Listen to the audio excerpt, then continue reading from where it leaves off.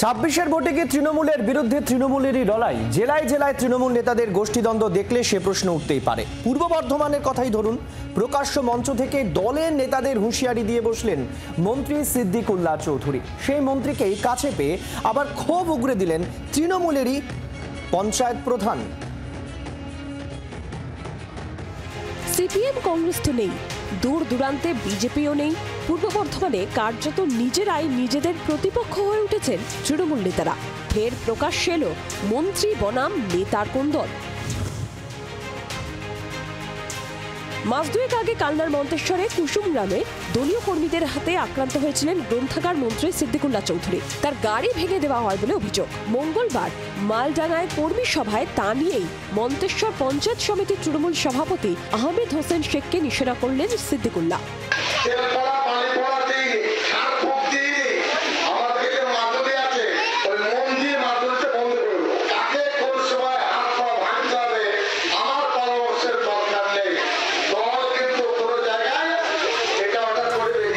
নেতাকে উপড়ে ফেলতে সিপিএম এর প্রসঙ্গও টেনে আনেন গ্রন্থাগার মন্ত্রী।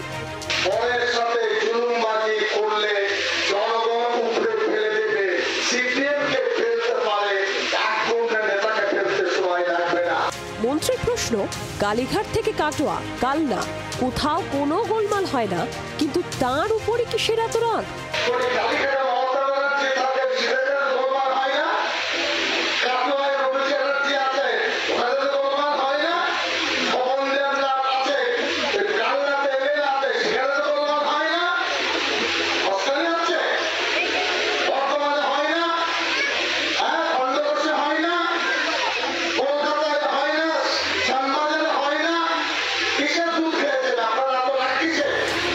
মঞ্চ থেকে কড়া কড়া ডায়লগ দিলেও এই সিদ্দিকুল্লাহকেই চরম অস্বস্তিতে ফেলে দিলেন মামুদপুর 1 গ্রাম পঞ্চায়েতের প্রধান ডলি রজক।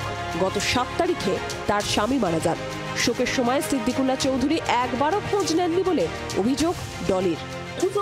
প্রোগ্রাম আছে আমার, ধরুন 4:30 প্রোগ্রাম, সেখানে আমার 4:27 আমার স্বামী মারা গেছে। প্রোগ্রাম আমার বন্ধ করে 13টা পঞ্চায়েত থেকে সবাই আমার কাছে ছুটে গেছে। আপনি কি একবারও কালকে আসতে পারেননি? এইসব কথা আমাকে শুনে কিছু লাভ নেই। আমি ভালো করে গ্রামের মেয়েরা এইসব কথা বলে না, আপনাকে কেউ শিখিয়েছে, এতে কিছু লাভ নেই। ভালো করে শুনুন, লাভ নেই। শেখানো বলে বলছেন পঞ্চায়েত প্রধান। কে তাকে শেখালো? এখানেও কি মন্ত্রীর নিশানায় দলের কোনো কেষ্টবিষ্টু? জেলায় দলের মধ্যে এই খেয়ে খেয়ে কি শীর্ষ নেতৃত্ব টের পাচ্ছেন?